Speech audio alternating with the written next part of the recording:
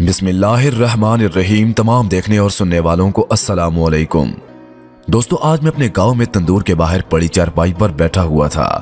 एक कार आकर रुकी। एक साहब ने शीशा गिराकर अपना सर बाहर निकाल कर कहा, बात सुने। मैंने वहीं पर बैठे हुए कहा, जनाब उतर कर नीचे आकर सुनाएं। सलाम दुआ के बाद उस बंदे ने पूछा, यहाँ ज़ाबील नाम का नौजवान, उनके वालिद का नाम सादिक है, उनके बारे में कुछ मालूमात चाहिए थी। अपना नाम सुनकर मैं चूक गया। इससे पहले कि ये घर जाकर कुछ कहें, इसे यही से चलता करता हूँ। जनाब खैरियत, क्या काम है उसके साथ?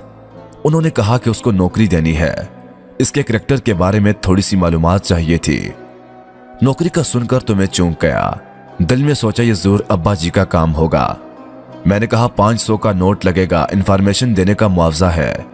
उसने नोट मेरे हाथ में थमा दिया।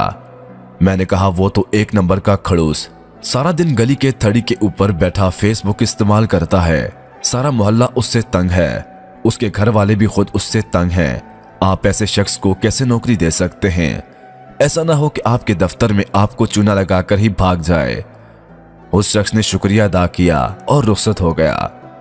मैं खुशी खुशी घर में दाखिल हुआ। अम्मी ने अंदर दाखिल होते ही कहा, बेटा जहां पर तेरे रिश्ते की बात चला रहे थे, आज उन्होंने मोहल्ले में तस्दीक की।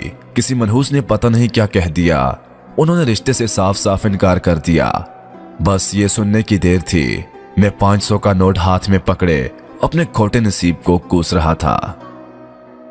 मोहतरम अजीज दोस्तों, आज की ये छोटी सी कहानी आपको सुनाने का हमारा मकसद ये है कि इंसान जितनी भी मुश्किल में हो, लेकिन उसे कभी भी झूठ नहीं बोलना चाहिए। हमेशा सच पे रहना चाहिए। सच हमेशा उसका साथ देगा, झूठ हमेशा उसे जलील करेगा। हम उम्मीद करते हैं कि आपको आज की ये वीडियो पसंद आई होगी। मजीद ऐसी वीडियोस देखने, सुनने और जानने के लिए हमारे और आपके अपने चैनल साथ मौजूद घंटी को जरूर दबाइएगा। मिलते हैं किसी अच्छी और खूबसूरत सी वीडियो के साथ। तब तक के लिए अल्लाह पाक आप सबका हामी नासर वस्सलाम।